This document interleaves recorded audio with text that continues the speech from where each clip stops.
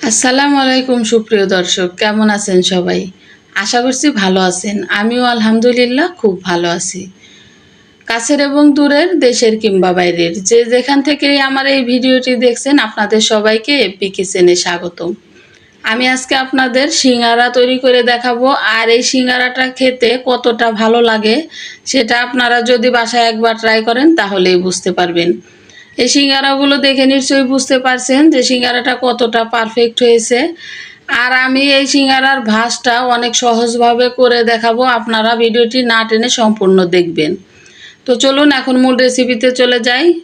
সিঙ্গারা বানানোর জন্য প্রথমে নিচ্ছি 3 কাপ ময়দা। ময়দাটা আপনারা কমিয়ে বা বাড়িয়ে নিতে পারেন। ময়দার সাথে দিয়ে দেব অল্প কিছু কালো জিরা, এতে করে সিঙ্গারা খেতে ভালো লাগবে। দিচ্ছি স্বাদ অনুযায়ী লবণ। 3 টেবিল চামচ দিচ্ছি সয়াবিন তেল।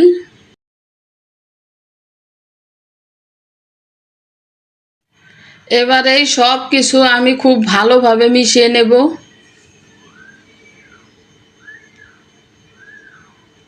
তো সব কিছু খুব ভালোভাবে মিশিয়ে নেওয়া হয়ে গেছে।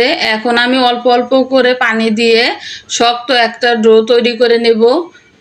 সিঙ্গারা বানানোর জন্য ডোটা তৈরি করতে হয় শক্ত করে, নরম করে ফেলা যাবে না, তাহলে সিঙ্গারার ভাঁজ দিতে গেলে তখন দেখা যাবে ভাঁজ দিতে একটু কষ্ট হয়। সেই জন্য যতটুকু সম্ভব শক্ত করে ডোটা তৈরি করে নেওয়ার চেষ্টা করবেন। দেখতেই পাচ্ছেন কিভাবে আমি ডোটা তৈরি করে নিলাম।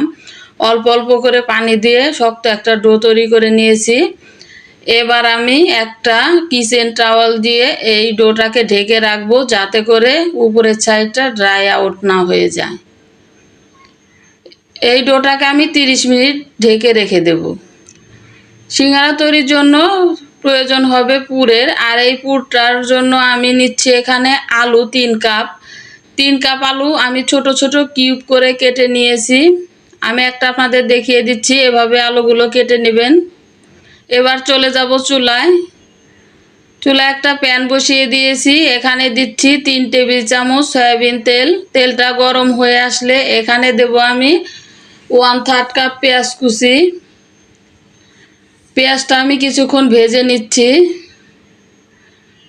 এখন দিয়ে দিচ্ছি 1 চা চামচ রসুন বাটা। দিচ্ছি স্বাদ অনুযায়ী লবণ।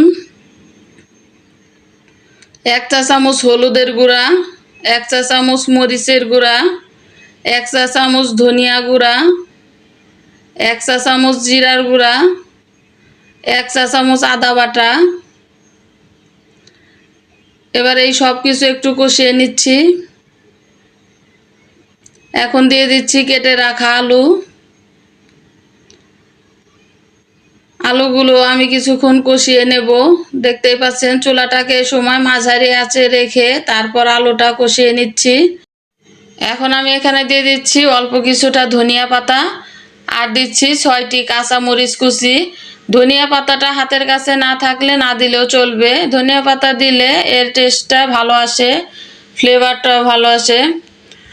আমি আরও কিছুক্ষণ কষিয়ে নিলাম। এখন এখানে দিয়ে দিচ্ছি 1 কাপ পানি। আমি আলুটা আগে থেকে সেদ্ধ করে নেইনি, সেজন্য এখানে 1 কাপ পানি দিয়ে আলুটা যাতে করে খুব ভালোভাবে সেদ্ধ হয়ে যায় সেজন্য এখানে 1 কাপ পানি দিয়ে দিলাম। এবার একটা ঢাকনা দিয়ে আমি কিছুক্ষণ রান্না করব। কিছুক্ষণ পর ঢাকনাটা উঠিয়ে দেখে নিচ্ছি। দেখতেই পাচ্ছেন পানিটা একদম টেনে গেছে। আপনারা যদি এভাবে এই পুরটা তৈরি করেন তাহলে কিন্তু সিঙ্গারা খেতে অনেক বেশি ভালো লাগে।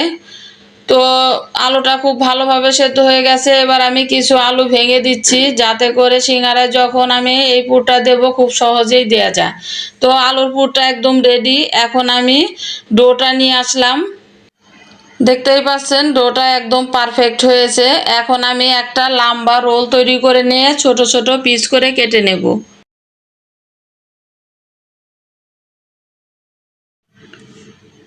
সবগুলো আমি কেটে নিয়েছি, দেখতেই পাচ্ছেন। এখন একটা বাটিতে এগুলো উঠিয়ে রেখে আবারও কিচেন টাওয়াল দিয়ে ঢেকে রেখে দেব।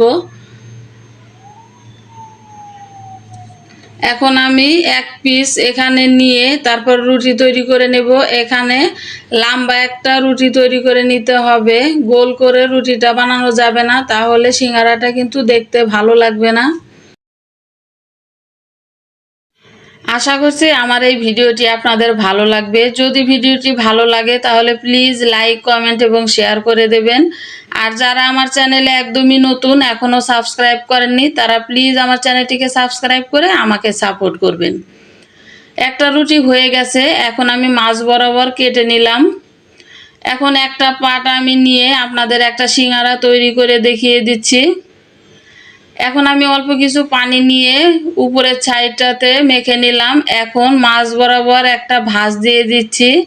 খুব ভালোভাবে এই মুখটা বন্ধ করে দিতে হবে, যাতে করে ভাজার সময় মুখটা খুলে না যায়। এখানে দিয়ে দিচ্ছি কিছুটা পুর।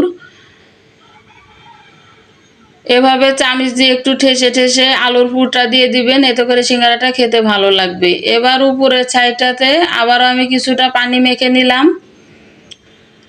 এখন একটা সাইড আমি টেনে এনে মুখটা বন্ধ করে দিচ্ছি।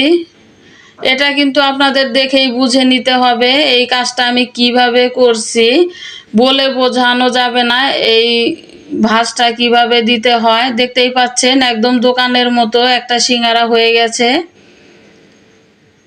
এই ভাঁজটা খুবই সহজ, আপনারা এভাবে বানিয়ে নিতে পারেন। এখন আমি আর একটা পাট নিয়ে নিলাম আপনাদের সুবিধার্থে। আমি আপনাদের আর একটা সিঙ্গারা তৈরি করে দেখিয়ে দিচ্ছি। প্রথমে পানি মেখে নিলাম, এবার মুখটা বন্ধ করে দিচ্ছি। খুব ভালোভাবে মুখটা বন্ধ করে দিতে হবে। আমি খুবই সহজভাবে আপনাদের এই ভাঁজটা দেখিয়ে দিচ্ছি, যাতে করে আপনারা বুঝতে পারেন খুব সহজে। এখন আমি দিয়ে দিচ্ছি কিছুটা আলুর পুর।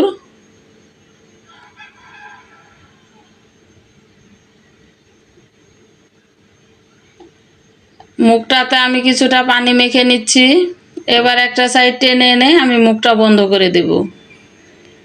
আপনারা চাইলে এভাবেও সিঙ্গারাগুলো ভেজে নিতে পারেন, এভাবেও দেখতে ভালোই লাগে, খারাপ লাগে না। তো আমি একদম দোকানের মতো করে ভাঁজ দিয়ে নিচ্ছি। দেখতেই পাচ্ছেন মাঝখান দিয়ে এভাবে একটু চাপ দিয়ে দুইটা সাইড বন্ধ করে দিতে হবে। এভাবে আমি সবগুলো সিঙ্গারা বানিয়ে নেব। আমার সবগুলো সিঙ্গারা বানানো হয়ে গেছে। এবার চলে আসলাম চুলায়।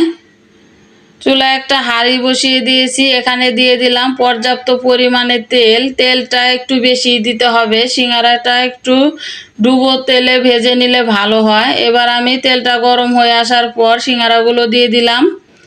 এখন আমি কিছুক্ষণ ভেজে নেওয়ার পর উল্টিয়ে দিচ্ছি সিঙ্গারাগুলো। সিঙ্গারাগুলো ভাজার সময় চুলাটাকে হাই হিটে রাখা যাবে না, মাঝারি আঁচে রেখে সিঙ্গারাগুলো আমি ভেজে নিচ্ছি। তো গোল্ডেন ব্রাউন কালার হয়ে আসার পর আমি সিঙ্গারাগুলো উঠিয়ে নিচ্ছি। এভাবেই আমি সবগুলো সিঙ্গারা ভেজে নেব। আমার সবগুলো সিঙ্গারা ভেজে নেওয়া হয়ে গেছে। আপনারা ভিডিওটি না টেনে সম্পূর্ণ দেখলে এভাবে আপনারা সিঙ্গারা খুব সহজে ঘরেই বানিয়ে নিতে পারবেন। এই সিঙ্গারাটা খেতে দোকানের চাইতেও অনেক মজার হয়, আপনারা একবার ট্রাই করলেই বুঝতে পারবেন।